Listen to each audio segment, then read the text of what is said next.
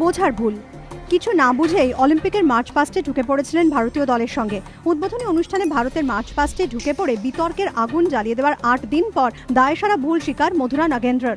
লাল পোশাকের রহস্যময়ের সাফাই বুঝতে ভুল হয়েছিল, সেজন্য দুঃখ পেয়েছেন অনেকে। তিনি এর জন্য ক্ষমা প্রার্থী।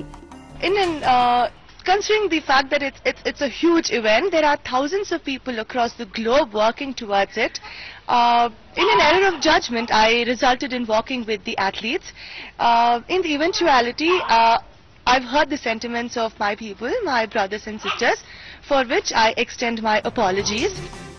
যদিও নিরাপত্তা বলয়ে ভেঙে ঢুকে পড়া যে অভিযোগ উঠেছে তার বিরুদ্ধে তা অস্বীকার করেছেন তিনি। I claim that I have not breached the security which was stated earlier in the media. I have not trespassed. I have not gate crashed. I was supposed to be a part of the, I am a part of the casting committee. তবে তার এই নেহাতি ভুলের সাফাই মানতে নারাজ ভারতীয় ক্রীড়া মহল। মধুরা শিক্ষিত, লন্ডনে গিয়েছিলেন পড়াশোনা করতে। তিনটি অডিশন রাউন্ড পার করে তবেই সুযোগ পেয়েছিলেন উদ্বোধনী অনুষ্ঠানে, এমনই দাবি তার।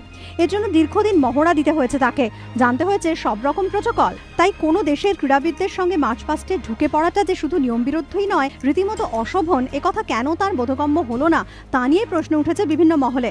অনেকের ধারণা অপরাধের গুরুত্ব এড়িয়ে যেতে সচেতনভাবেই বিষয়টিকে লঘু করে দেখানোর চেষ্টা করেছেন তিনি।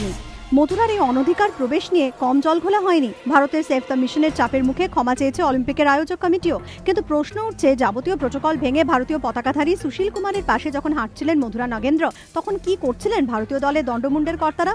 কিভাবেই বা তা নজর এড়ালো অলিম্পিক আয়োজকদের? এই ঘটনায় প্রশ্ন উঠেছে অলিম্পিক ভিলেজের নিরাপত্তা ব্যবস্থা নিয়েও। এবিপি আনন্দ।